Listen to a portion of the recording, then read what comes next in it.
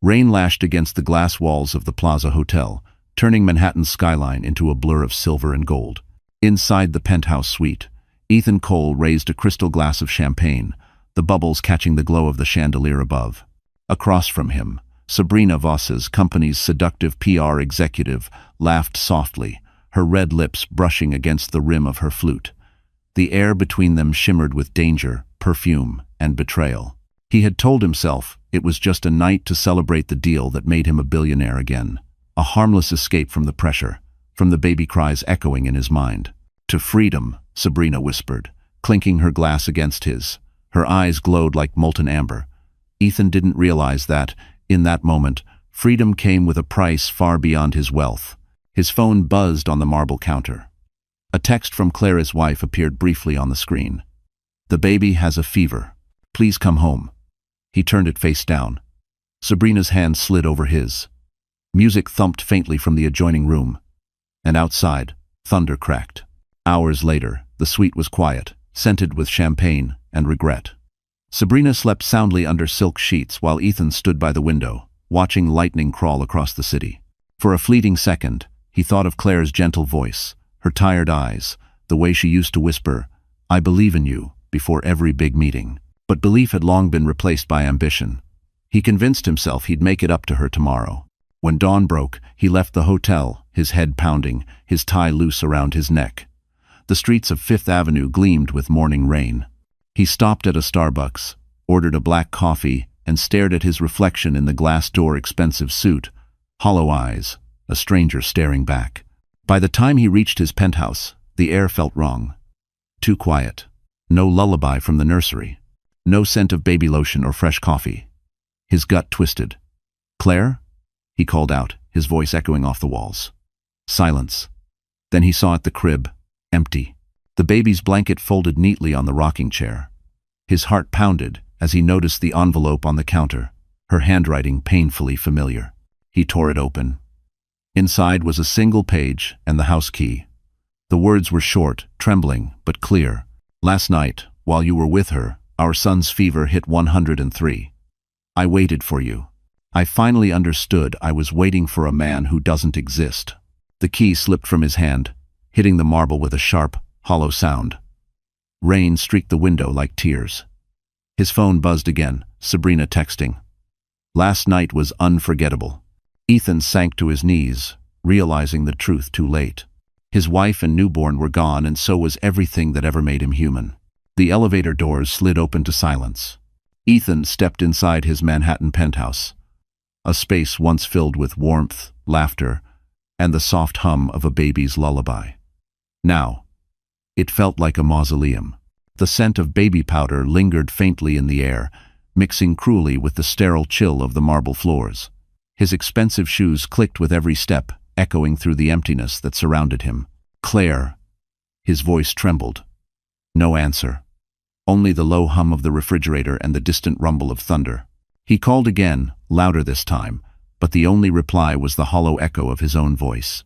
On the dining table sat a baby bottle half filled with milk, cold and untouched. Next to it, a framed photo of the three of them taken just 2 weeks ago in Central Park. Claire's smile was soft, tired, but radiant. Ethan's hand rested proudly on her shoulder.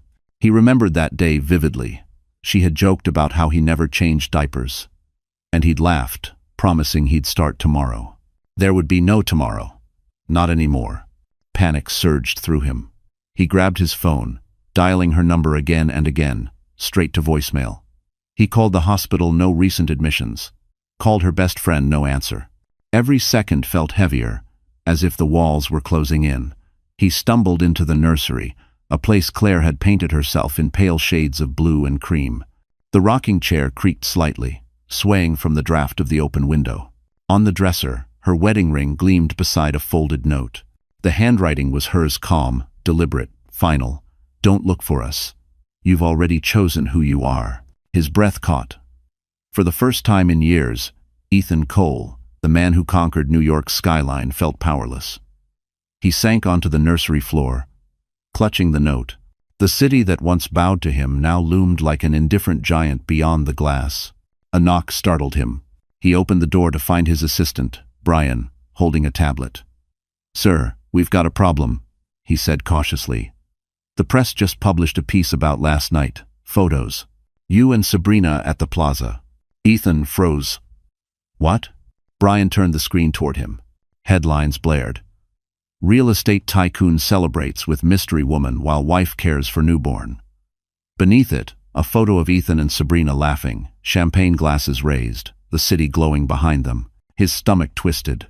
Within minutes, his phone erupted, calls from investors, board members, journalists.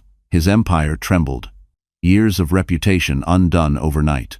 Sabrina had promised discretion, but she had also filmed everything. He could already hear her voice from the night before, sweet, practiced, dangerous. "Relax, Ethan. No one has to know." Now, everyone did. He stumbled toward the liquor cabinet and poured himself a glass of whiskey. His hands shook so badly the liquid splashed onto the counter. On the floor near the door lay a small blue sock, his son's. He picked it up, pressing it to his face, the smell of baby powder hitting him like a blade. For a moment, he imagined Claire standing there, whispering softly, "He needs you." But all he heard was the echo of his own choices. A storm gathered over the city, lightning streaking across the skyline like judgment. His reflection in the glass window looked foreign eyes, bloodshot, tie undone, face hollow. Ethan Cole had built skyscrapers, bought senators, and bent markets to his will. But now, he couldn't even find his wife. And somewhere, deep inside, he knew. This was only the beginning of his punishment. Morning light spilled through the tall windows of Sabrina Voss's luxury apartment on Fifth Avenue. The place smelled of vanilla candles and victory. She sat cross-legged on a cream sofa, scrolling through her phone as headlines about Ethan's scandal exploded online. Her lips curled into a smile. "Poor Claire," she whispered mockingly, stirring her oat milk latte. She never understood what kind of man she married. Ethan stood near the floor-to-ceiling window, his jaw clenched, staring down at the city that once worshipped him. Every news outlet was running the same story. Billionaire Ethan Cole's secret night at the plaza. Photos of him with Sabrina at the bar, laughing, touching her hand. His board was calling non-stop, his investors demanding an explanation. "This is your idea of discretion," he snapped. His voice echoed off the marble floors. Sabrina didn't even flinch. "Relax, Ethan. The media forgets faster than they forgive. A few donations. A few interviews about mental health and pressure. You'll be the misunderstood genius by next week." He glared at her, feeling a surge of disgust. "You don't get it. Claire's gone with my son. Do you understand that?" Sabrina finally looked up, feigning sympathy. "You told me she was fragile. Maybe she finally broke." His hand slammed against the wall. "You think this is funny?" She smirked. "I think it's ironic. You wanted freedom, didn't you? Well, now you have it." Her phone buzzed, and she tilted it toward him. It was a message from an anonymous source. "Offer stands. $500,000 for the footage." Beneath the text was a blurred thumbnail, Ethan, shirtless, kissing her shoulder at the plaza. He froze. "You recorded me?" "Insurance, darling," she said smoothly, setting the phone aside. "You're not the first man to promise forever and deliver betrayal. I've learned to protect myself." He took a step toward her, rage flashing in his eyes. "Delete it." "Or what?" she whispered, standing up to meet his height. "You'll hit me? Threaten me? You might have scared your wife with that billionaire tone, but I'm not her. I'm the one who knows what you look like when you're weak." Ethan's breath came hard. He turned, pacing the room, running both hands through his hair. Every second near her felt poisonous. His phone rang. It was his CFO. He answered quickly, voice tight. "Ethan," the man said nervously, "we have a situation. Someone just sold insider documents to Holt Capital. They're preparing a hostile takeover. We're bleeding shares by the minute." "Holt?" Ethan muttered. "Raymond Holt?" "Yes. And there's more. The documents came from your private server. It was accessed under Sabrina Voss's credentials." Ethan's gaze snapped toward her. Sabrina was smiling calm, almost proud. "You sold me out," he said in disbelief. She shrugged. "Business, baby. Holt offered me protection and options. You offered me lies." He stared at her as the realization hit. Claire hadn't been the only one planning an escape. He'd been living in a web spun by every lie he'd ever told. He grabbed his jacket, heading for the door. "This isn't over." Sabrina's voice followed him like silk and venom. "Oh, it's over, Ethan. You just haven't accepted it yet." The elevator doors closed behind him, trapping his reflection in mirrored walls, his tie askew, his face pale, eyes burning with fear. For the first time in his life, Ethan Cole wasn't the predator. He was the prey. And as the elevator descended, he knew one thing with icy certainty. Sabrina Voss had just destroyed him exactly the way he had destroyed Claire. Rain turned to sleet as Ethan Cole's black Mercedes roared through the night, its headlights cutting across empty highways leading north. The windshield wipers beat like a frantic heartbeat. For 3 days, he hadn't slept. Every mile he drove felt like a confession. Somewhere beyond the frozen horizon was Claire, and the child he'd never truly met. He gripped the steering wheel until his knuckles turned white. His phone, mounted on the dash, displayed the last trace of her credit card use, a bookstore in Portland, Maine. She had always loved bookstores. The small, quiet ones where people still spoke softly, like faith wasn't extinct. He remembered once teasing her for buying paperbacks instead of reading on her iPad. "Some things are worth feeling in your hands," she had said. He hadn't understood then. He did now. The city lights of Portland appeared in the distance, muted, fog-drenched, indifferent. He parked outside a brick bookstore called Harbor Pages and stepped into the cold, salt-scented air. Inside, a woman with silver hair looked up from the counter. "Can I help you?" she asked. He flashed a photo of Claire on his phone. "She was here 3 days ago. Did she say where she was going?" The woman hesitated, eyes softening. "She had a baby with her. Bought a few books. Goodnight Moon, and a copy of Women Who Run with the Wolves. Paid in cash. Asked about rentals near the coast." Ethan's chest tightened. Did she leave a number? She didn't. But she looked determined. Like someone who wasn't coming back.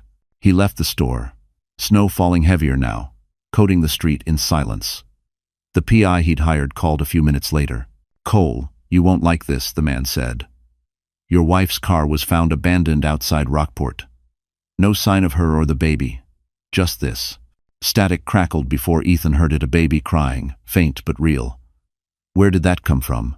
Dashcam footage from a local delivery truck. Time stamped the same night she disappeared. She was talking to a man before getting into another vehicle. The plates are untraceable. A man? Ethan's pulse spiked. Who? We don't know yet. But whoever he is, he's smart. Every digital footprint of hers vanished an hour after she met him. Bank accounts emptied, phone wiped, GPS disabled. She didn't just leave, Cole, she erased herself. The call ended, leaving Ethan alone with the sound of wind howling off the Atlantic. He looked out toward the black waves crashing against the rocks, realizing that Claire hadn't run in fear she had planned this.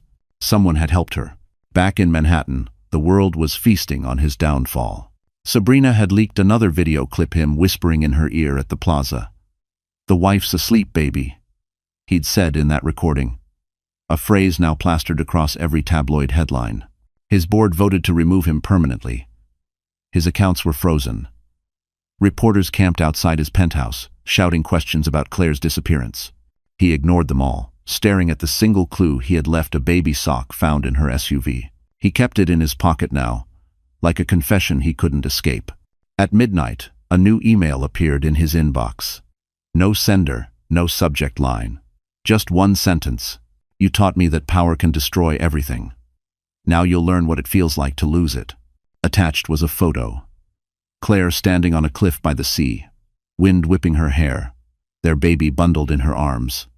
She looked strong, free, untouchable. Ethan's throat tightened. For the first time in his life, the man who had conquered Manhattan realized he might never win her back. Long before Ethan Cole became the ruthless name flashing across business magazines, he was just a broken man lying in a hospital bed, staring at ceiling tiles he couldn't count. 7 years earlier, a car accident had left him with 2 fractured ribs and a shattered collarbone. The night it happened, he'd been driving too fast through Manhattan rain, furious after losing a deal. Fate, cruel and calculated, had brought him to Mount Sinai Hospital and to her. Claire Morgan. She wasn't like the women Ethan was used to. No designer heels, no champagne laughter. Her hair was tied up in a messy bun, wisps falling across her forehead as she checked his IV. She smelled faintly of lavender and antiseptic. "You're lucky," she said, her voice calm but firm. "The car's totaled, but your heart's still beating. Try to keep it that way." He'd smirked through the pain. "You always talk to your patients like this?" "Only the arrogant ones," she replied, scribbling notes on his chart. For the first time in years, someone looked at him and didn't see money or power. She saw a man bleeding, scared, and stubborn. During his 3-week recovery, she became his anchor. They'd talk at night when the city outside went quiet. She told him about her childhood in Vermont, how she'd lost her mother to illness, how she worked double shifts to pay nursing school. He told her nothing about business, just his dreams of one day building something that mattered.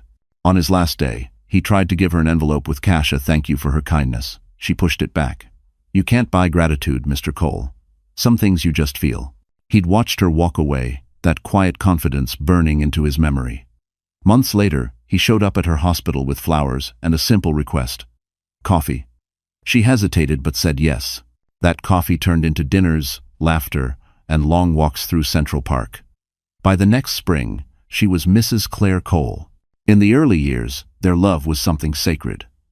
They lived in a modest apartment on the Upper West Side, eating Chinese takeout on the floor, laughing about nothing. She used to draw little hearts on his napkins before he left for work. "Don't forget why you started," she'd whisper. But the higher Ethan climbed, the less he looked down to see who was holding the ladder. Now, sitting in the dark of a roadside motel in Maine, he replayed those memories like a confession reel. He could almost hear her voice. "You can't buy gratitude." The same woman who once healed him was now the one destroying him with surgical precision. His phone buzzed again, another blow. His attorney texted, "Your wife withdrew your name from the joint trust fund." The transfer went through to a C. Morgan Foundation. He stared at the message, realization sinking like ice. That was her maiden name. She hadn't run away. She had rebuilt her identity. She'd learned from the man who taught her everything about control and turned those lessons against him. He poured another drink, but the whiskey burned like truth. The woman he'd once saved had become the one saving herself. A knock echoed through the motel's thin walls. Ethan froze. He opened the door to find a package lying on the floor. No return address. Inside was a single photograph, Claire smiling, holding their baby in front of a small clinic by the ocean. On the back, in her handwriting, "You once said you wanted to build something that mattered." "I did." The photo slipped from his hand as his chest tightened with a pain deeper than guilt. The morning after receiving Claire's photograph, Ethan Cole woke to the sound of his own breathing. Shallow, restless, human. The motel room was dim, smelling of damp carpet and stale whiskey. He hadn't slept. Guilt had replaced exhaustion as his companion. On the nightstand sat the photo of Claire and their child, both smiling under gray skies, framed by a hand-painted sign, Harbor Clinic. He picked it up again, studying every line of her face. There was something new in her eyes. Strength. A quiet, unshakable kind of power he'd never seen before. It terrified him. His phone buzzed. Sabrina's name flashed on the screen. He ignored it. It buzzed again, then again, until he finally answered. "What do you want?" he growled. "Relax," Sabrina purred. "Just checking in. You've gone off the grid. Bad for business." "There is no business anymore," he snapped. "Oh, there's always business," she said. "Especially when there's a child involved." Ethan froze. "What did you say?" Sabrina's tone shifted, soft, deliberate. "You think you're the only one with secrets, Ethan. You think your wife's the only woman who can disappear." He gripped the phone tighter. "If you're implying what I think you are—" "I'm not implying," she interrupted. "I'm telling you, I'm pregnant." Silence swallowed the line. It felt like a bullet had gone off behind his ribs. "That's impossible," he said quietly. "You're lying." "Maybe," she said, her smile audible through the phone. "But imagine what the tabloids would do with this story. Disgraced billionaire impregnates mistress while wife vanishes with newborn. It writes itself, doesn't it?" Ethan's knuckles whitened around the phone. "What do you want?" "A settlement," she said smoothly. $5 million. I'll disappear. Keep quiet. and the world never needs to know you're a monster twice over. He laughed bitterly. You really think I have that kind of money left? Holt's bleeding me dry. Lure. Oh, I know, she said. Which is why I also took the liberty of sending our little video to him. Let's just say he pays better than you do. The line went dead. Ethan stared into the cracked mirror above the sink. His reflection looked unfamiliar. Hollow eyes, days-old stubble, a suit that had once cost $3,000 now hanging loose on his frame. He saw the man Claire used to love, buried under arrogance and greed, and hated what stared back. A notification blinked across his phone. Breaking news. Raymond Holt expands holdings. Acquires Cole Realty subsidiary. It was official. The empire he built from nothing now belonged to the man who had once begged him for a job. The man who, rumor said, had dated Claire before she met Ethan. The world, it seemed, had a cruel sense of irony. Later that night, a knock came at his door. He opened it expecting reporters. Instead, it was a courier holding a brown envelope. No name, no return address. Inside, a single sheet of paper read, "You built your kingdom on betrayal. Now watch it crumble, one lie at a time." Attached was a flash drive. He plugged it into his laptop. Dozens of files appeared, board communications, financial transfers, evidence of insider trading. Sabrina's voice played faintly over the first recording. He doesn't care who he ruins, Raymond. Just make sure he never breathes the same air as her again. Ethan's stomach turned. His sins had come full circle. Every lie he'd told now had a voice. Every secret a witness. As he sat there, face lit by the glow of the screen, he realized the cruelest truth of all. He wasn't just betrayed.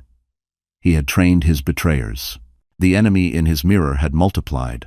Snow fell in thick, silent sheets outside the window of Ethan's motel room. The world beyond was white and unforgiving, like a blank page daring him to start over. He hadn't eaten in 2 days. Every call to his lawyer ended in another loss. Frozen accounts, seized assets, a pending federal investigation for insider trading. The empire that once bore his name now belonged to Raymond Holt. But the pain that cut deepest wasn't financial, it was the silence. No word from Claire, no sound of his child's cry, just an empty phone screen, mocking him with nothingness. He sat at the edge of the bed, head in his hands, when an email notification blinked across the laptop screen. The sender field was blank. The subject read, "Stop looking for her." Ethan's pulse quickened. He clicked it open. "She's safe. She doesn't need your apologies or your money. Keep searching, and I'll bury every secret you've ever hidden. You taught her to survive. She's learned better than you think." Below the text was a single attachment, a photo. Claire stood on a cliff overlooking the ocean, bundled in a dark coat, the baby in her arms. Behind her, a man stood slightly out of frame, broad shoulders. Familiar stance. Ethan zoomed in until his heart stopped. It was Michael Reed, Claire's older brother. Memories hit like shards of glass. Michael had been there the night Ethan proposed, shaking his hand reluctantly. He'd been at their wedding, whispering to Claire during the vows, "Don't let him turn you into a trophy." Ethan had brushed it off, calling him overprotective. Now, that same man was holding his wife's life in his hands. The phone rang, vibrating violently against the nightstand. A blocked number. Ethan hesitated, then answered. "Still trying to play savior," a deep voice said. "Michael, where is she?" Ethan demanded. "You don't have the right." Michael cut him off. "I have every right. You lost yours when you chose a hotel room over your family. You don't understand." Ethan shot back. "I made a mistake." "No," Michael interrupted coldly. "You made a pattern." Ethan's throat tightened. "Please, I just want to see my son." There was silence on the line. Then Michael's voice softened, almost pitying. "Your son doesn't need to see what a man looks like when he's destroying himself. Claire built something here. She's helping people again. She's happy." Ethan pressed his hand against his forehead. "If she's happy, then why the threats? Why the games?" "Because you don't give up, Ethan. You never have. So I'm giving you a reason to." "Oh, what do you mean?" "You remember the charity fund you used to move offshore accounts? The one under Holt's name?" Ethan froze. "That's sealed. Not anymore, Michael said. I have copies of everything. You follow her again, I'll leak it to every outlet in the country. Holt, Sabrina, the SEC, everyone will see what kind of man you really are. Ethan felt his stomach twist. You're blackmailing me? No, Michael said. I'm protecting her. Someone should have. Long ago. How does? The line went dead. For a long moment, Ethan just sat there, staring into the darkness. The only sound was the wind rattling the thin windows. He finally understood. Claire hadn't disappeared out of fear. She had escaped under protection. She had allies, people who'd learned how to fight the monster he'd become. Outside, a black SUV idled across the street. A silhouette sat inside, watching. Ethan moved to the window, but before he could blink, the vehicle's headlights flared, and it drove off into the snow. He realized then that Michael wasn't bluffing. Claire was somewhere close, and every step Ethan took toward her would bring him face to face not with her forgiveness but with his own destruction. Manhattan looked crueler in winter light, sharp, metallic, soulless. Ethan Cole walked into his former office on Park Avenue like a ghost, returning to the scene of his own execution. Cameras flashed outside the revolving doors. Reporters shouted questions about bankruptcy, betrayal, and missing wives. He ignored them all. Inside, the marble lobby that once bore his initials now displayed a gleaming silver plaque. Holt Capital Realty. Raymond Holt had officially won. The receptionist, a young woman who once jumped to her feet when Ethan entered, now avoided his eyes. "Mr. Holt isn't available," she murmured. Ethan smirked bitterly. "He will be. Shen." He pushed through the glass doors of the executive boardroom. Holt stood at the head of the table, his salt and pepper hair immaculate, his expression calm. Beside him sat Sabrina Voss, draped in crimson silk, crossing her legs like she owned the world. "Ethan," Holt said, his tone smooth. "What a surprise. To what do we owe the pleasure?" "You sold me out," Ethan hissed. "You used her to destroy me." Sabrina's smile widened. "Correction. You destroyed yourself. I just gave the world a front row seat." Holt chuckled softly. "Don't be dramatic. It's business. You made enemies, Ethan. I just gave them an invitation." Ethan slammed a folder onto the table. "You think this is over? I know about the offshore accounts, the tax shelters, the backroom deals." "Ah," Holt interrupted, raising an eyebrow. "Those accounts no longer exist. Your wife's brother made sure of that." Ethan froze. "Michael?" Holt leaned forward. "He's sharper than you ever gave him credit for. A very capable man. Claire was smart to trust him." The room tilted. For a moment, Ethan couldn't breathe. They all knew. Claire, Michael, Holt, Sabrina. They'd built a fortress of revenge around him, brick by brick. Sabrina stood and sauntered over, her perfume suffocating. "You should have seen her, Ethan," she said softly. "She didn't cry, didn't scream. She just smiled. Told me she hoped I'd enjoy cleaning up the mess you left behind." "When?" He stared at her, eyes burning. "What do you want?" "Honestly," she whispered. "I already have it." At that moment, Holt tossed a file across the table. "You're finished, Cole. There's an active warrant for financial misconduct. I've already spoken to the SEC. When they come for you, I suggest you cooperate. For the child's sake." The child. The word hit him like a hammer. Ethan grabbed the folder and stormed out. His world, the skyline he'd conquered, was crumbling faster than he could comprehend. Outside, the wind cut through his coat as he walked down Fifth Avenue, the city lights blurring into streaks of gold and gray. He reached for his phone, desperate for something familiar, someone to trust. There was only one contact left worth calling. He dialed Claire's old number. To his shock, it rang once, then connected. A breath on the other end. No words, just the faint sound of ocean waves. "Claire," he whispered. "Please, just tell me you're safe." Silence. Then, quietly, a voice that wasn't hers. "Michael, I warned you," he said. "Now it's too late." The line went dead. Moments later, Ethan's phone buzzed with a new message. No number, no name, just a video. He clicked play. Sabrina, sitting in a hotel suite, toasting champagne toward the camera. "Congratulations, Ethan," she said. "You just lost everything twice."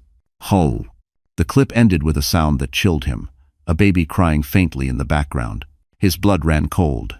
The walls of Manhattan, the empire he once ruled, now felt like a prison closing in. Every path he took led him deeper into the trap he'd built himself. And this time, there was no one left to blame. The ocean in Rockport was the color of pewter that morning, calm but cold, the kind of stillness that carried its own warning. Claire Cole stood by the window of a small seaside cottage, cradling her baby in her arms, as gulls wheeled above the cliffs.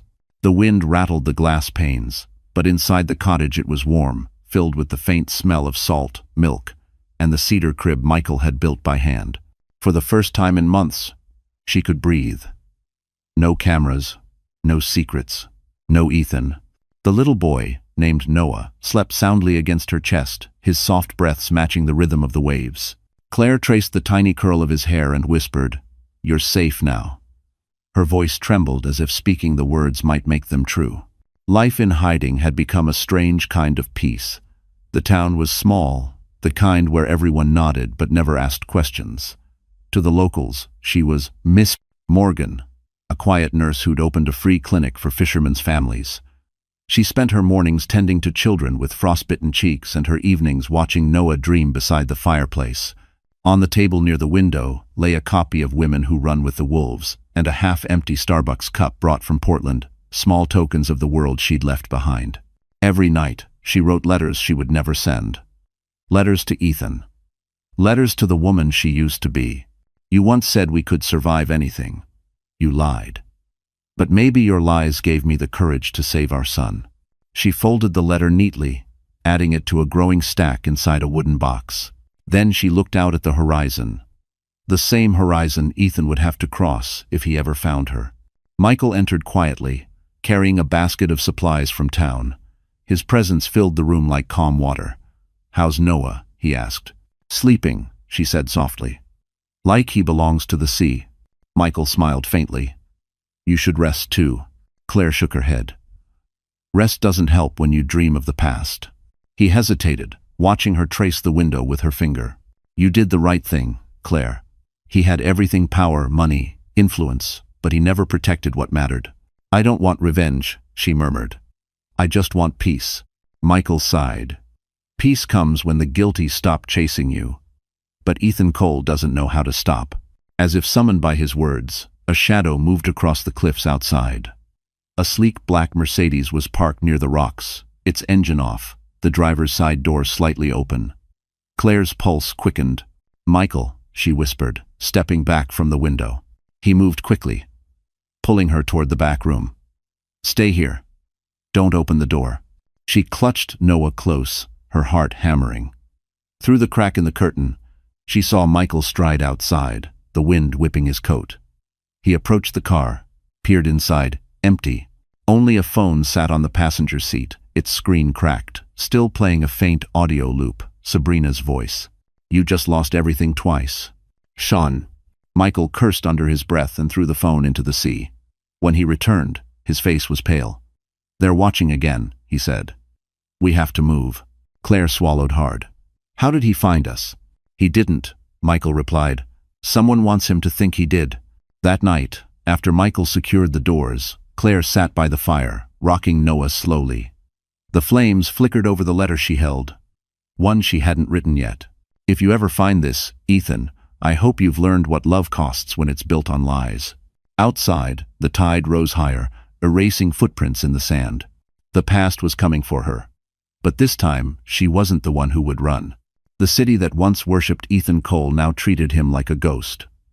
His penthouse had been seized, his name erased from the skyline he built, and his face plastered on financial scandal headlines. Each morning, tabloids outside courthouse steps shouted his new identity, the fallen king of Manhattan. But Ethan barely noticed. He spent his days in a rented studio overlooking the East River, his nights drowning in silence. He didn't drink anymore. The whiskey bottle stood unopened on the counter, like a relic of another life. Instead, he wrote. Every night, when the noise in his head got too loud, he sat at his desk and wrote to Claire. The first letters were angry, desperate apologies mixed with pride. "You took everything, Claire. But maybe you were right to." Then came regret. "I was there. but I wasn't present. I thought providing was the same as loving. I thought success could fill the spaces where love once lived. And finally, sorrow. I don't deserve to see him grow up. But if he laughs like you, if he has your eyes, then maybe there's still something good left in me. He never mailed any of them. The stack grew thicker, tied with a piece of string, sitting beside a single framed photo, Claire and him at their wedding, sunlight spilling through the chapel window.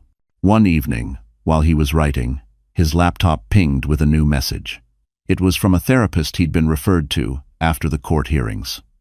Dr. Eva Moreno, grief and rehabilitation specialist. Their sessions began online, her voice calm and deliberate. "You're not being punished by others, Mr. Cole," she said once. "You're being punished by your own reflection."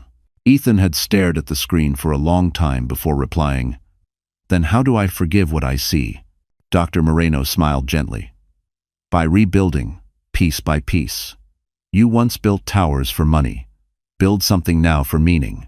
That night, he opened one of his old boxes, filled with awards and newspaper clippings, and fed them into the fireplace. Watching the flames devour his legacy, he whispered, "This was never worth her. Bon." But just as he began to feel something close to peace, the past clawed its way back. His attorney called. "Ethan, you should see this," the man said. "A journalist from the New York Chronicle is preparing an expose about Claire's new foundation. They're linking her funding to the accounts you once used offshore." Ethan's breath caught. "That's impossible. She doesn't even know about those. That's the problem. Someone's feeding them information. If this breaks, she'll lose everything." Jew. For the first time in months, Ethan felt adrenaline course through him. The story wasn't about him anymore. It was about her. About the one person he still had a chance to protect. He opened his old encrypted files, tracing the digital fingerprints that had planted the story. The trail led back to a single name, Sabrina Voss. Of course. She wasn't done yet. Ethan grabbed his coat and his notebook of letters. There was only one person who could help him stop her now. Raymond Holt. And though Holt had stolen everything from him, he also hated Sabrina just as much. Before leaving, Ethan looked down at his last unfinished letter to Claire. "You once said I built towers for my ego. Now I'm building one last thing, redemption." He folded the page, slipped it into his coat pocket, and walked into the cold night. For the first time in a long while, Ethan wasn't running from his mistakes. He was running toward them. The letter would remain unsent, but his actions would speak louder. Ethan Cole hadn't stepped inside a corporate office in months, but the moment he entered Holt Capital's high-rise on Park Avenue, the old instincts returned, the straightened shoulders, the steady stride, the aura of control. Only this time, control was an illusion. The guards eyed him suspiciously. His once respected name now lingered in the business world like a curse. He was here to face his greatest enemy, and maybe to save the only person who had ever mattered. Raymond Holt's assistant led him into a glass-walled boardroom. Holt stood at the far end, hands in his pockets, watching the snow fall over Manhattan. His suit was flawless, his calm unnerving. "You're either brave or desperate to walk in here, Cole," he said without turning. "Maybe both," Ethan replied. "But this isn't about us anymore. It's about Claire." "Shul." Holt finally faced him, one eyebrow raised. "You mean the woman you broke?" Ethan swallowed hard. "Someone's trying to destroy her foundation. They're linking her to my old offshore accounts. If the story goes public, she'll lose everything she's built." Holt studied him for a long moment, then smirked. "You sound sincere. That's new." "I'm not asking for forgiveness," Ethan said. "I'm asking for help." Holt poured 2 glasses of whiskey and handed him one. "You're too late. The leak didn't come from me. It came from Sabrina Voss." Ethan's grip tightened. "She's working with someone." Holt nodded. "A senator's aide. They're blackmailing each other, using you as collateral. Sabrina's demanding $5 million to bury the evidence. Typical of her." Ethan's stomach twisted. "If this goes live, Claire's name will be dragged through the mud. She doesn't deserve that." Holt leaned closer, voice low. "Neither did I, when you stole her from me 7 years ago." "Bull." The words hit harder than Ethan expected. "You think I planned any of this? I think you were blinded by ego. But maybe, Holt hesitated, swirling the whiskey. Maybe you finally learned what it costs to be human. Then, help me, Ethan said quietly. Not for me, for her, Holt sighed. I'll make some calls. But if Sabrina's bluffing, she won't stop until someone stops her for good. Ethan left the building with his pulse pounding. Holt's words echoed in his head. The streets were slick with ice, neon lights reflecting off puddles like fractured glass. He walked for hours, his mind spinning with guilt and fury, until his phone buzzed. A message. From Sabrina Voss. Still playing hero? Meet me at the Langham. Midnight. Bring what's left of your soul. He arrived at the hotel just before midnight. Sabrina was waiting at the bar, dressed in black, eyes gleaming like polished obsidian. You look terrible, she said, sipping her martini. Redemption doesn't suit you. He sat across from her. You're dragging Claire into this now. She has nothing to do with you. Sabrina leaned forward. Oh, but she has everything to do with me. You left me for her long before you ever slept with me. Ethan frowned. What are you talking about? I wanted to be the woman who could save you, she said, her voice trembling slightly, for the first time, almost human. But she already was. You just didn't notice until it was too late. Shabi. He stared at her, realizing that beneath the venom, there was truth. I'll pay you nothing, he said. Release the files, and I'll expose myself. The world will know I lied, I cheated, I ruined her. But I'll also make sure everyone knows you did too. Sabrina's smirk faltered. You wouldn't. I already have, he said, standing. Check your email. Her eyes flicked to her phone. The color drained from her face as she read the subject line, Confession of a Broken Man, by Ethan Cole. He'd leaked his own story to the press before she could. For the first time, she looked small. You just burned your empire, she whispered. Ethan nodded. Exactly. Now you have nothing left to hold over me. He walked out of the Langham without looking back, the sound of her shattering glass echoing behind him. Outside, the snow was falling again, but for the first time, it didn't feel cold. The storm rolled in from the Atlantic like punishment itself, violent, relentless, and deafening. The sky above the Maine coastline was a bruise of gray and silver, waves slamming against the cliffs with the fury of something ancient. In the small seaside cottage, Claire Cole held her son close as thunder rattled the windows. Each crack of lightning illuminated the walls, where shadows danced like ghosts of her past. Michael burst through the door, soaked to the bone. The bridge is flooding, he said, setting a lantern on the table. We'll lose power soon. I've called the town, but the roads are already closing. Claire tried to stay calm, but the baby was crying, a sharp, frightened wail that pierced through the howling wind. She rocked him gently, whispering, It's okay, Noah. Mommy's here. Yet even as she said it, she wasn't sure she believed it. The lights flickered once, twice, and went out. Darkness swallowed the room. The only sound was rain hammering the roof. Michael lit the lantern, the golden glow trembling in his hand. We'll have to ride it out, he said. The generator's down. Claire nodded, clutching Noah tighter. How bad is it? Bad enough that no one's coming until morning. He looked at her, hesitating. You should get some rest. But sleep was impossible. Every gust of wind sounded like a warning.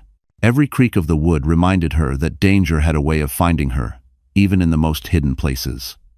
She sat by the window, staring at the ocean that had both sheltered and imprisoned her. Then, in a flash of lightning, she saw it. Headlights cutting through the rain, a car crawling along the flooded road. Michael, she whispered. Someone's out there. He joined her at the window, his face tightening. No one should be driving in this, not unless. The sentence died on his lips. The car turned into their driveway, tires hissing on wet gravel. Claire's heart slammed in her chest. She recognized that shape, sleek, black, unyielding. The Mercedes. Michael grabbed his coat. Stay here, he ordered. Claire didn't move. Her hands trembled as she watched him disappear into the storm. Minutes felt like hours. The rain pounded harder, leaking through the roof. Then came shouting, muffled, distant, but unmistakable. Michael's voice. She laid Noah gently in his crib, then ran to the door. The cold hit her like knives as she stepped into the storm, the wind nearly knocking her off her feet. Lightning split the sky, and for a moment, she saw them. Michael standing inches from another man, fists clenched, rain pouring down their faces. Ethan. He looked nothing like the man she remembered. His hair was longer, his clothes soaked and torn. The arrogance was gone, replaced by something raw. Desperation. "Claire," he shouted through the roar of wind. "Please." Michael blocked his path. "You shouldn't be here." "I needed to see her," Ethan cried. "I didn't come to take her away. I just needed to know she was alive." Claire's voice broke through the chaos. "Why now, Ethan?" He turned toward her, eyes shining with a grief she didn't recognize. "Because I finally understand what I destroyed. I don't want forgiveness. I just want to help you if you'll let me." Tomane. Another bolt of lightning struck nearby, shaking the ground. The wind screamed louder, and suddenly, the cottage roof gave way with a cracking sound. Michael grabbed Noah's crib as debris flew. Claire screamed, reaching for her son. Ethan lunged forward, shielding them both with his body, as part of the ceiling collapsed behind him. When the storm finally began to fade, the three of them sat huddled in the corner, soaked, shivering, but alive. Noah's small hand reached up and grabbed Ethan's soaked shirt, holding tight. For the first time, Claire didn't pull him away. Morning broke pale and fragile after the storm. The sea was calmer now, though broken branches and debris littered the shore. Inside the damaged cottage, the smell of wet wood and smoke lingered. Claire sat by the fireplace, her son wrapped in a blanket against her chest. Across the room, Ethan stood silently, drying his hair with a towel. The bandage on his arm was fresh. He'd been cut saving them from the collapsing roof. Michael leaned against the wall, glaring at him. "You shouldn't have come," he said flatly. Ethan's voice was low but steady. "You think I planned to show up in a hurricane? I didn't even know she was here until the road signs disappeared behind me. I just drove north until I couldn't anymore." Michael scoffed. "And what? You thought you'd show up, play the hero, and she'd forget everything you did." "Stop," Claire said quietly. Both men turned toward her. Her voice shook, but her eyes were firm. "No more fighting. Not here. Not in front of him." She looked down at Noah, who had fallen asleep against her shoulder. "He's seen enough storms already." Ethan took a step closer. "Claire, I didn't come for pity or forgiveness. I came because I needed to face what I did, to see what I destroyed." "So." She looked up at him, her face pale in the morning light. "Destroyed is the right word," she said softly. "Do you know what it's like to sit alone with a newborn, praying a fever will break while your husband's phone goes to voicemail? Do you know what it's like to realize the man you trusted would rather be seen with someone else than hold his child?" Ethan's voice cracked. "Every day since, I've replayed that night. Every call I ignored, every lie I told. I don't deserve your forgiveness, I know that. But please, let me at least help now. Let me be a father to him." Michael stepped forward. "You think you can just walk back into her life and play dad? You're lucky I haven't thrown you back into that storm." Ethan didn't flinch. "You don't have to like me. Just let me try to do one thing right." Claire's eyes glistened. "You can't undo what's been done." He nodded slowly. "No. But maybe I can stop more pain from coming." He reached into his coat and pulled out a folder, soaked but intact. "Sabrina's trying to destroy you. She's feeding the media false information about your foundation. She's tying it to my old accounts. I came to warn you before it's too late." Michael grabbed the folder, flipping through the pages. "This could ruin her." Claire's face paled. "She's doing this to hurt me?" Ethan shook his head. "To hurt me. You're just collateral damage. Just teen." For a moment, silence filled the room except for the crackle of the fire. Claire stood and walked toward him, her bare feet silent on the wood floor. "You could have sent a lawyer. You didn't have to come yourself." "I couldn't let someone else protect you again," he said simply. Something in his tone broke her guard, if only for a second. He looked exhausted, his once proud shoulders slumped, his hands trembling slightly. This wasn't the man who had abandoned her for luxury. This was a man stripped bare of everything but regret. Michael's voice softened. "If this leak goes public, the feds will investigate her too." Ethan nodded. "That's why I need to go back to New York. I'll take the blame. I'll sign whatever confession they want. She and the baby stay untouched. Claire blinked back tears. You'd ruin yourself for us? He smiled faintly. That's the easiest decision I've ever made. Pauline. Outside, the gray sky began to clear, light spilling through the broken window. Claire watched him leave the cottage and walk toward his car, the ocean wind whipping through his hair. For the first time, she didn't feel hatred, only the ache of something that still refused to die. The drive back to Manhattan took Ethan 10 hours through endless gray rain. Every mile felt heavier, a countdown to whatever reckoning waited at the end of the road. Holt had warned him. Once he confessed, there would be no going back. But Ethan wasn't thinking about his empire anymore. He was thinking about Claire, a trembling voice, her eyes filled with both fury and something dangerously close to compassion. When he reached the city, the skyline didn't feel like home. It looked like judgment. His old penthouse, once a beacon of wealth and pride, now sat dark and empty. He checked into a cheap hotel on the Lower East Side and spent the night drafting a confession, one that would clear Claire's name and expose his own crimes. He wrote slowly, deliberately. I, Ethan Cole, acknowledge that I falsified company accounts to protect my personal holdings. The Claire Morgan Foundation had no knowledge or involvement in these transactions.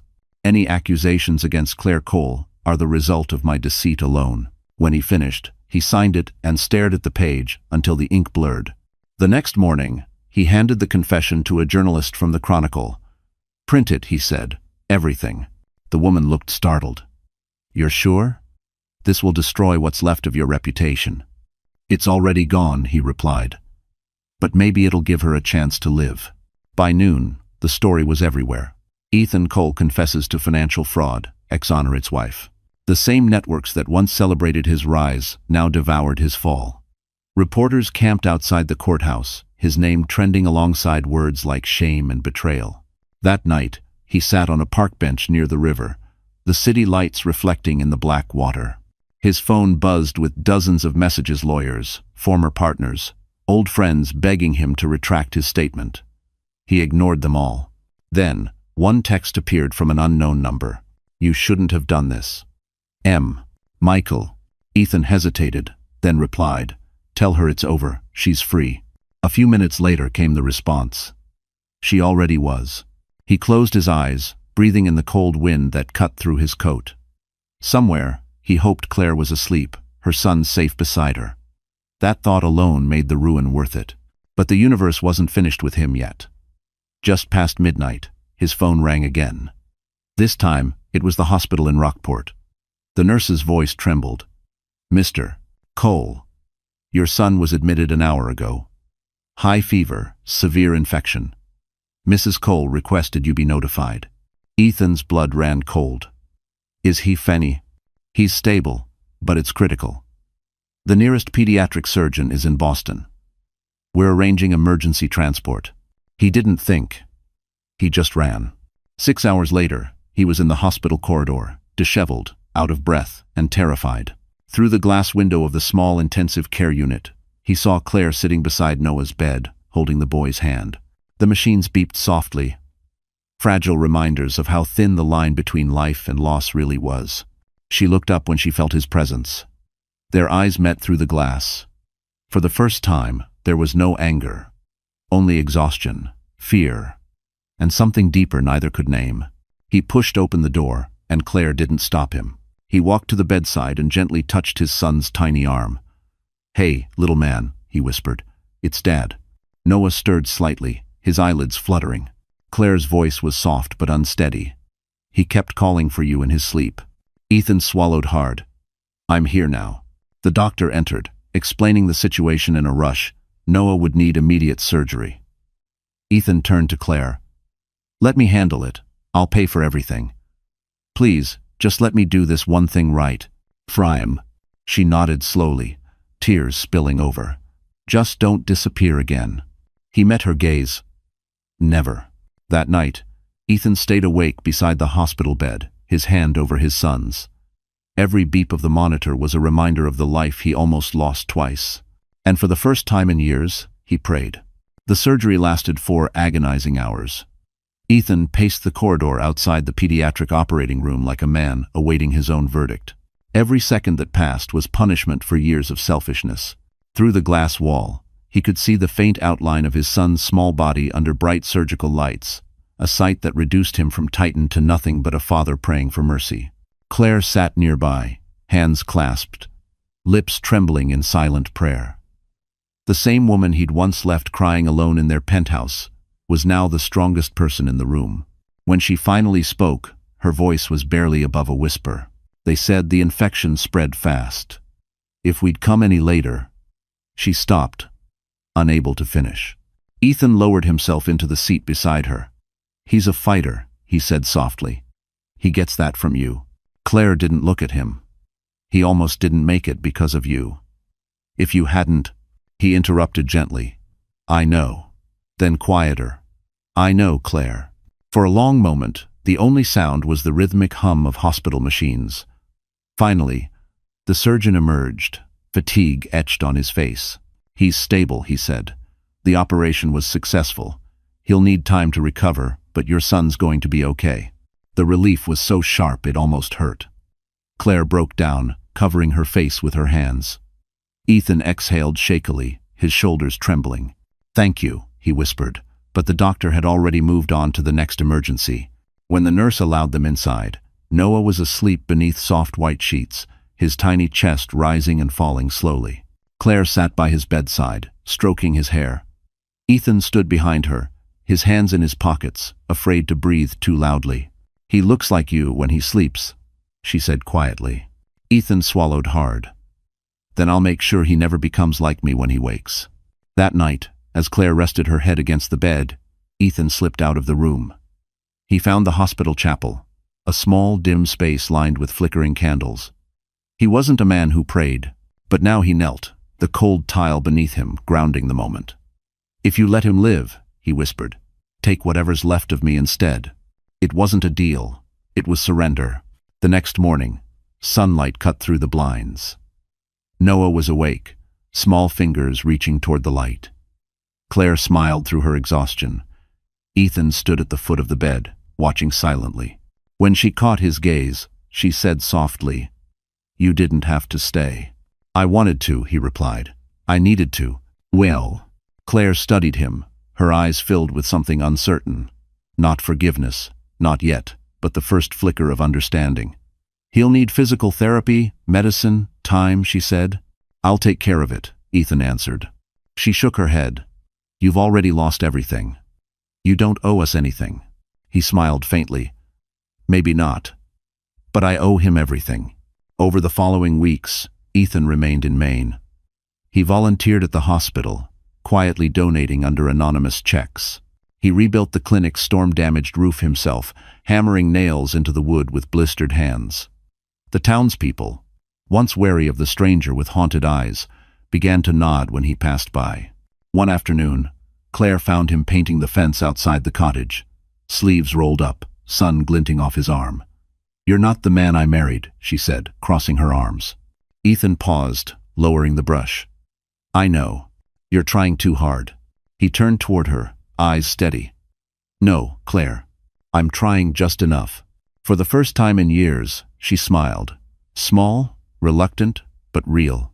As she turned back toward the house, he whispered to himself, "Piece by piece." Because redemption, he was learning, didn't come all at once. It came quietly, in the sound of a child's laughter, the weight of a hammer, and the slow forgiveness of a woman who once believed he was lost forever.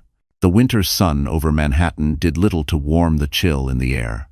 Ethan Cole stood on the courthouse steps, watching a crowd of reporters push forward like vultures circling the dying remains of his past.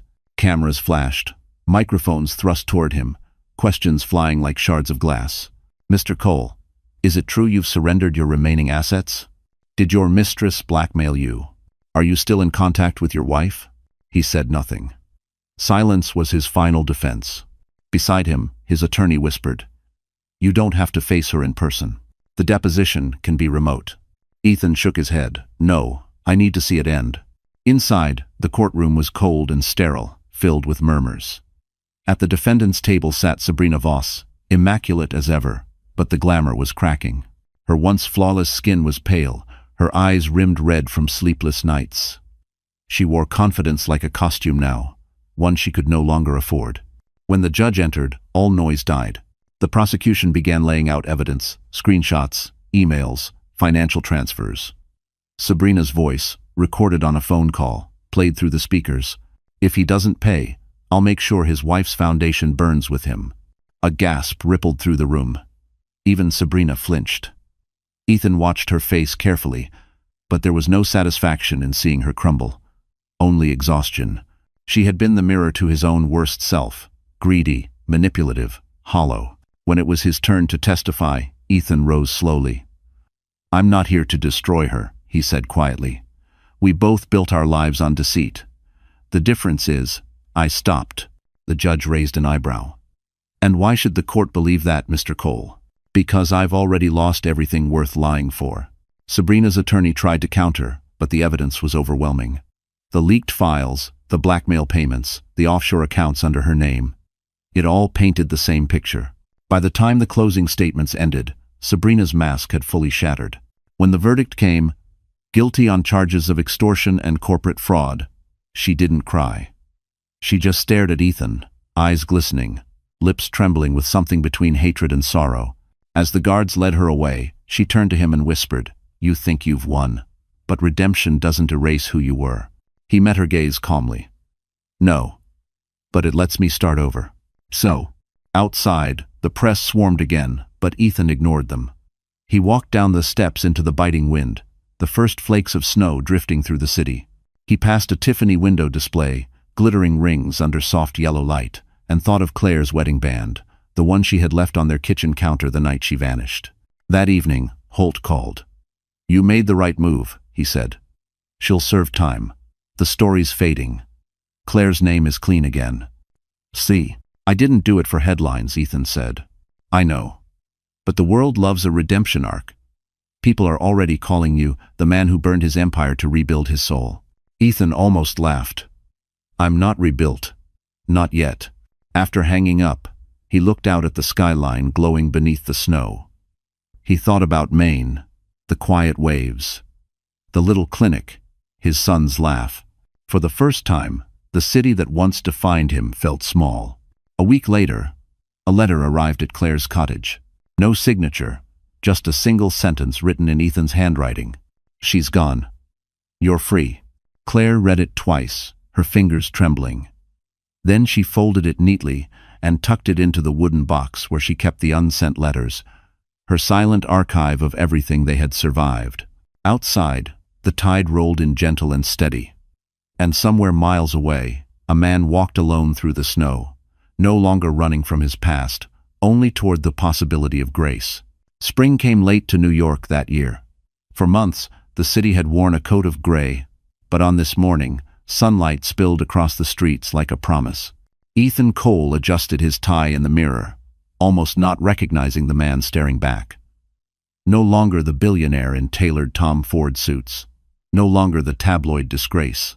The newspapers now called him something different, the man who rebuilt with honor. It had been 6 months since Sabrina's conviction. 6 months since Ethan walked away from the world that worshipped money and applause. In that time, he'd sold his last property, liquidated what remained of his shares, and donated every cent to the Noah Foundation for Children's Health, named after his son. The board of directors of Mount Sinai Hospital had invited him and Claire to speak at the opening ceremony of the new pediatric wing. He hadn't seen her in person since Maine. Letters had replaced words, their messages slow and cautious, full of wounds stitched but not yet healed. Now, standing backstage in the gleaming marble lobby of the hospital, he felt his pulse quicken as the announcer said her name. "Please welcome Claire Morgan Cole, founder of the Harbor Clinic and co-chair of the Noah Foundation." Applause filled the hall. She stepped up to the podium, radiant in a simple navy dress, her hair falling loosely over her shoulders. She didn't look like the woman he'd left behind. She looked like the woman she was always meant to be. Claire began to speak, her voice steady, measured. "When we built this wing, it wasn't just about saving lives. It was about rebuilding faith in ourselves, in compassion, in the idea that people can change." She paused, then looked directly at him through the crowd. "Even the ones who've lost everything. The audience murmured softly. Ethan's throat tightened. For a moment, the world fell silent between them. When it was his turn, he walked up to the podium slowly, hands slightly trembling. "I've spent most of my life building things that touch the sky," he said. "Skyscrapers, companies, empires. But they all collapsed because I forgot what mattered on the ground. My wife reminded me, through her strength, her silence, and her mercy, that the greatest legacy a man can leave isn't made of steel or glass. It's made of forgiveness." There was no applause at first, only stillness, the kind that meant people were listening. Then the sound grew, wave after wave, until the entire room stood in ovation. After the ceremony, he found Claire standing alone by the hospital's rooftop garden.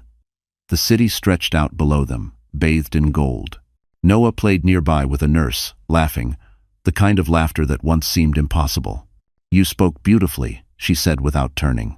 "I meant every word," he replied. Claire looked at him, her expression unreadable. "People are calling you a hero now." Ethan shook his head. "Heroes don't destroy the things they love." She smiled faintly. "Maybe heroes are just people who learn too late but still try." They stood in silence, the wind brushing past them. Then she said, softly, "I didn't think you'd come today." "I had to," he admitted. "I needed to see the life you built without me." Claire turned toward him fully. "It wasn't without you, Ethan. It was because of you. Because losing you forced me to become someone stronger." Her honesty cut deeper than any insult ever could. Yet it also healed something in him. As the sun began to set, the three of them, father, mother, and child, stood together for the first time without fear. Claire reached out, her fingers brushing his hand. "He's old enough to understand someday," she said softly. "When he asks who you are, what should I tell him?" Ethan's voice was low, steady. "Tell him I'm a man who forgot what love was, and spent the rest of his life learning how to deserve it." The air outside Mount Sinai Hospital shimmered with spring warmth, the kind of New York morning that smelled of fresh coffee and second chances. Banners rippled in the breeze above the grand entrance. The Noah Cole Pediatric Wing, a new beginning. Cameras flashed, journalists clustered near velvet ropes, and a crowd of donors murmured with anticipation. Ethan stood in the lobby, straightening the cuff of his modest navy suit. Gone were the luxury brands, the gold watch, the arrogance that once defined him. The man in the mirror now carried quiet strength, and the faint lines of someone who had paid in full for his mistakes. He had been invited, not as a CEO, but as the man who helped fund a vision born from regret and rebuilt with purpose. "Mr. Cole," a volunteer said, handing him a program. "You'll be seated in the second row, Mrs." Cole insisted. For a moment, he froze. Mrs. Cole. Hearing the name spoken aloud struck something deep and fragile inside him. He nodded silently, following the usher toward his seat. At the front of the room, Claire stood behind a podium, her calm presence commanding attention. Dressed simply in ivory, she looked like light personified. Steady, strong, untouchable. Her voice carried softly through the hall. "When this project began," she said, "it wasn't about redemption. It was about healing, for children, for families, and maybe even for ourselves. Pain can destroy you, or it can teach you how to rebuild. We chose the latter." Applause rippled through the crowd. Ethan's chest ached with pride and shame intertwined. When it was his turn to speak, he walked slowly to the stage. Every camera lens followed him, the fallen magnate now standing where he had once only appeared in headlines of disgrace. He took a breath and faced the audience. "6 years ago," he began, "I thought success meant skyscrapers and profit margins. But when I lost everything, my company, my reputation, my family, I discovered what true poverty looks like. It's not about money, it's about meaning. And the woman sitting in the front row," he paused, his voice thickening, "taught me that meaning is something you build, not something you buy." The crowd was silent. Even the air seemed to hold its breath. "I stand here today not as a businessman," he continued, "but as a man who's learning to be a father, a partner, a better human. The Noah Foundation isn't about my redemption. It's about hers, the woman who had every reason to hate me, but chose to help the world instead."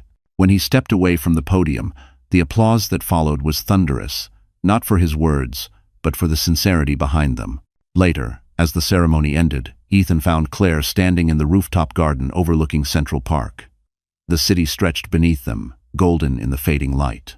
Their son, Noah, ran along the path with a red balloon, laughing freely, unaware of the gravity surrounding the adults who'd once nearly destroyed his world.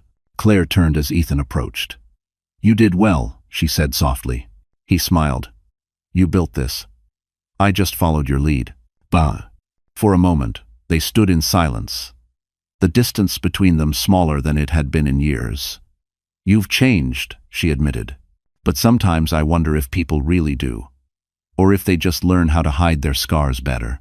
Ethan looked at her, eyes sincere. "I used to hide behind everything. Money, power, pride. Now the scars are all I have, and maybe that's okay. They're proof I survived the person I used to be." Claire studied him, her expression unreadable. Then, quietly, she said, "You didn't just survive, Ethan. You grew." He exhaled slowly, as if her words alone had lifted the weight of years. In the distance, Noah's laughter echoed through the rooftop. Ethan looked at his son, then back at Claire. "You gave me a second chance," he said. "Not everyone gets that." She smiled faintly, eyes glistening in the twilight. "Then don't waste it." And for the first time in his life, Ethan didn't. The gala at the River Cafe shimmered against the Brooklyn skyline, the city lights glittering on the East River like fragments of a broken crown. It had been a full year since the opening of the Noah Foundation's pediatric wing, a year of quiet rebuilding, of boundaries and beginnings. Tonight, Ethan Cole stood on the restaurant's terrace, the hum of jazz and laughter floating behind him.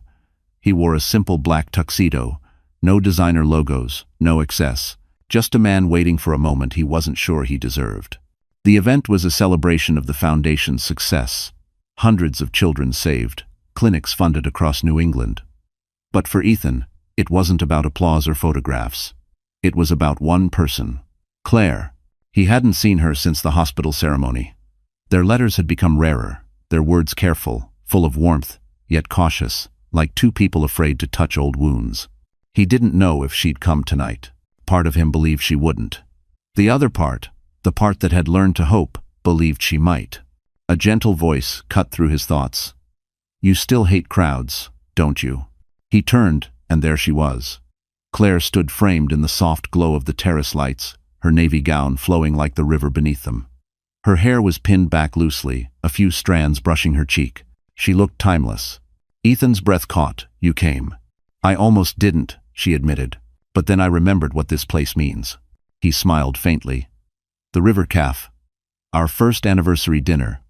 You said it felt like floating between two worlds, the city behind us, the water beneath us. And I told you," she said with a small laugh, "that one day you'd have to choose which one you wanted to live in." Ethan stepped closer, his eyes soft. "I finally did." She looked at him for a long moment before speaking. "You look different. Older. Wiser," she said simply. They walked along the terrace railing, the distant hum of traffic blending with the sound of waves lapping against the pier. Inside, a jazz singer crooned softly about second chances. "How's Noah?" Ethan asked quietly. "Happy," she said. "He loves the ocean. Michael teaches him to fish every weekend. He still keeps that little wooden car you made him by his bed." Ethan smiled. "I'm surprised it's still in one piece." Claire turned toward him, her voice softening. "He asks about you sometimes." His chest tightened. "What do you tell him?" "I tell him his father's learning how to be a good man." He swallowed hard. "Am I?" She didn't answer right away. Instead, she reached into her clutch and handed him an envelope. "Read this later. It's from Noah." Ethan looked down at it, the uneven handwriting, the faint smudge of a child's thumbprint. He held it like something sacred. Claire's eyes met his. "He doesn't remember what happened between us. He just knows you built a hospital for kids like him. That's what matters now." Ethan took a deep breath. "And what about you, Claire? What matters for you?" She hesitated. "Peace. I didn't think I'd ever find it. But watching you rebuild, not for attention, not for power. Maybe that's part of my peace too." They stood close now, the city glowing behind them, the night humming softly around their silence. "I don't expect anything," Ethan said. "Not forgiveness, not another chance. I just wanted to see you happy. Claire smiled, a single tear glinting in the light. You don't have to expect it. Sometimes life surprises you. At that moment, Noah appeared at the terrace door, holding a red balloon and grinning wide. Mommy, look, they have chocolate cake. Claire laughed, bending to kiss his forehead. Go ahead, sweetheart. Noah ran off again, his laughter echoing through the night. Ethan watched him go, eyes shining with quiet awe. Claire looked back at him. He's waiting for you, you know. He wants his father at his next school event. Ethan's voice cracked. If you'll let me. She nodded, smiling through tears. We both will.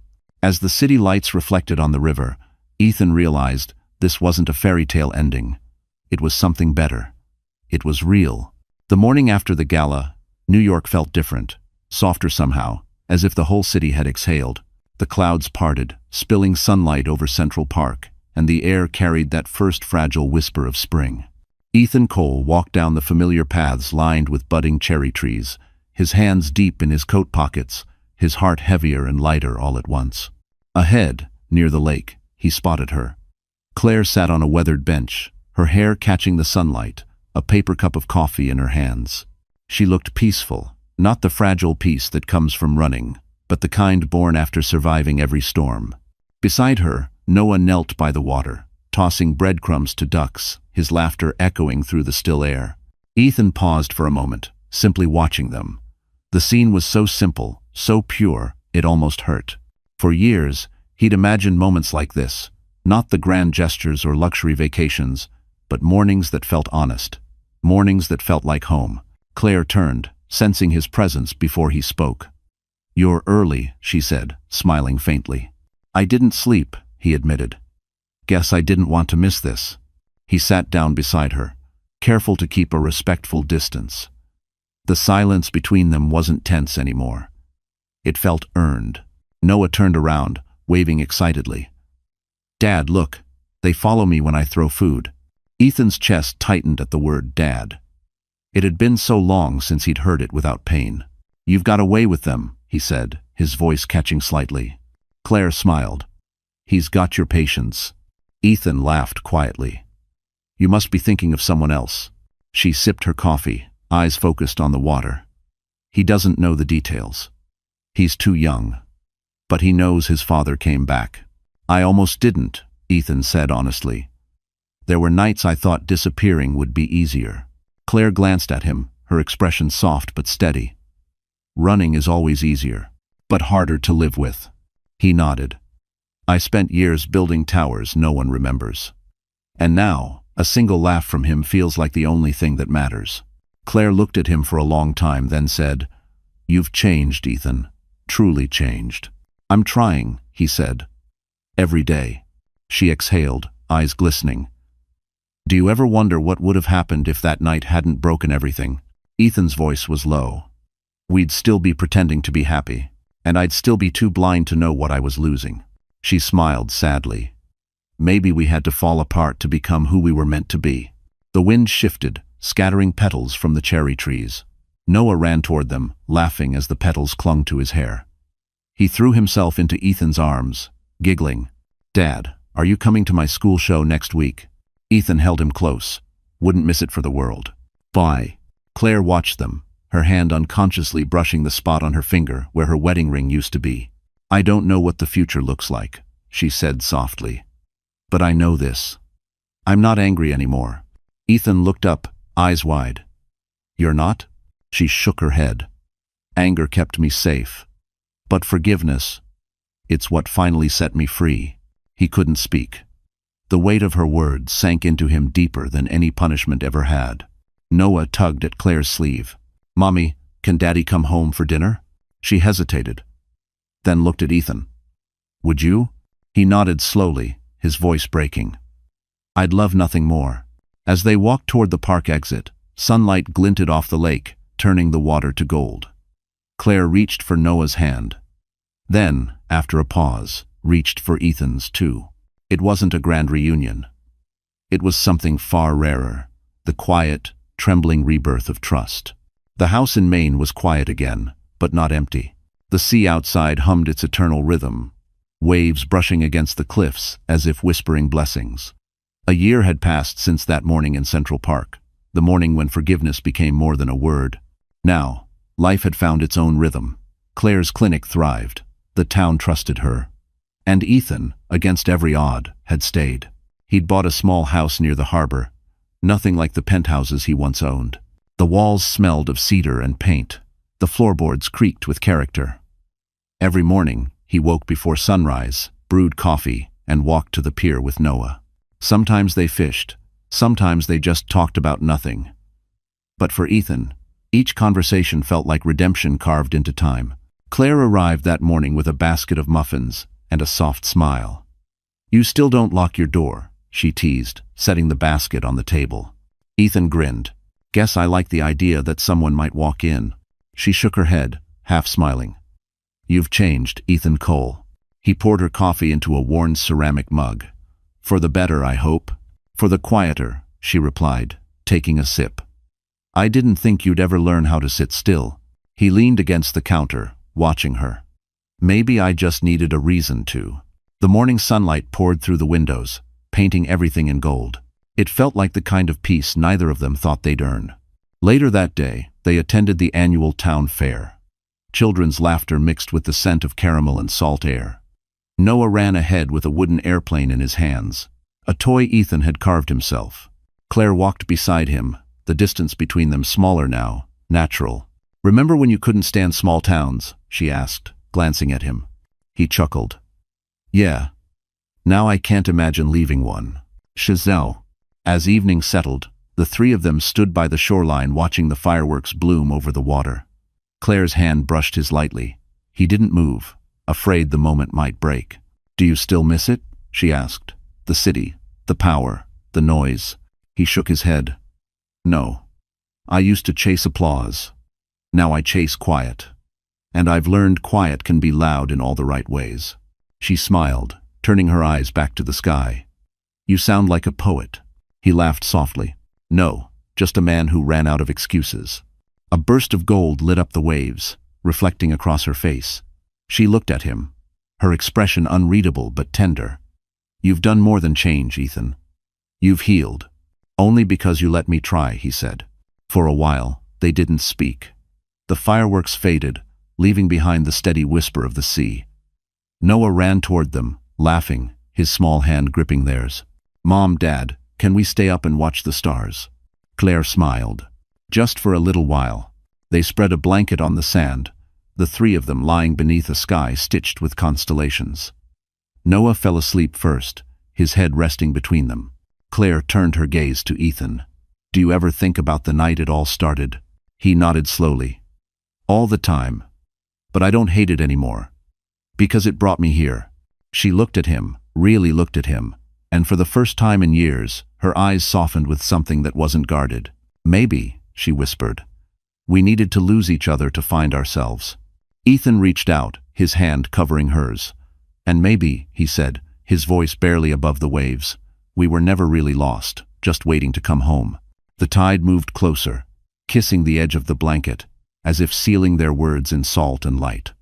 Above them, a final streak of gold crossed the sky. Fleeting, but bright enough to believe in again. So, that's how our story ends. If you're still here, my friend, then something in this journey must have touched you. Maybe not the drama, but the quiet truth behind it. Because at its heart, this wasn't just about betrayal, loss, or redemption. It was about what Marcus Aurelius once wrote: "The soul becomes dyed with the color of its thoughts."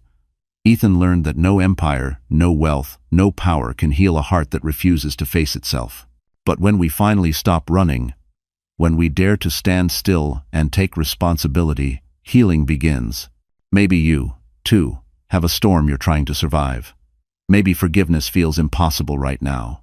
But remember what the Stoics taught. Pain isn't punishment. It's preparation. We grow stronger not by escaping what broke us, but by learning how to rise from it. So if this story moved you, even a little, give it a like. Share it with someone who needs hope. And subscribe to stay with us for more stories that remind you. No matter how far you fall, you can always rebuild, one honest step at a time. Because redemption, my friend, is never too late. It just begins the moment you decide to begin again.